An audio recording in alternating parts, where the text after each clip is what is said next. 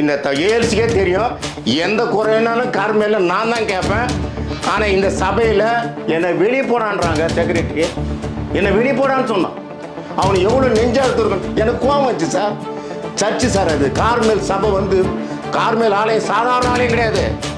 மக்களை பார்த்து கொண்டிருக்கிறது எவன் தவறு செய்கிறான் என்று பார்த்து கொண்டிருக்கிற ஆண்டவர்.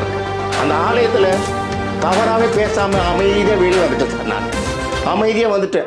அதுக்கப்புறம் நீ 1008 சாரி கேளு, என்ன ஒன்றாலும் பண்ணு. ஒன்றும் இல்லை, எனக்கு பேராயர் மேலே என்ன விருப்பம், 8ஆம் பேராயர் மேலேனா சகலபாடி வெளியே போடான்னு சொன்னதான் தான் நீ அமைதியாக இருந்தேன். இதே ஒரு பாசு வேற யாராவது ஒரு பாசு சொல்லி நான் இப்போ கம்மிருப்பேன். நீ அவனை திட்டிருக்க மாட்டேன். எனக்காக ஒரு சபையானுக்கு அவர் திட்டிருக்க மாட்டேன். அவர் ஒன்றுமே கேட்காம விட்டார். அதான் அவர் மேலே எனக்கு ஒரு வருத்தம் மொழியே. மற்றபடி அதுக்கப்புறம் ரியலைஸ் பண்ணாங்க, எனக்கு கேட்டாங்க, எல்லாம் இப்போ மன்னிச்சுன்னு சொன்னாங்க. அது வேறு விஷயம். அந்த இடத்துல 4 பேர் மத்தியில் என்னை வெளிப்படான்னு சொன்னேன் சார். அது இன்றைக்கி என்னால் தாங்க முடியலைங்க.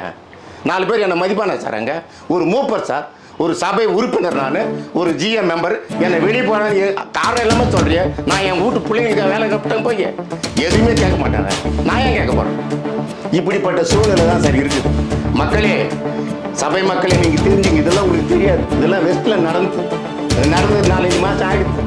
அதுக்கப்புறம் சபை வந்து என்னை மன்னிச்சுங்க என்கிட்ட பேசுகிறேன். நான் எல்லாரையும் மன்னிக்கிற அளவு தான் பேசுவாங்க. எல்லாரும் செய்ய மாட்டாங்க. சபையில் சொல்லுவாங்க, புத்தகத்தில் சொல்லுவாங்க, அன்பாக சின்ன எதிராளி நேசிங்கன்னு ஒருத்தரை நேசிக்க மாட்டான். ஆனால் நாங்கள் நேசித்தாங்க.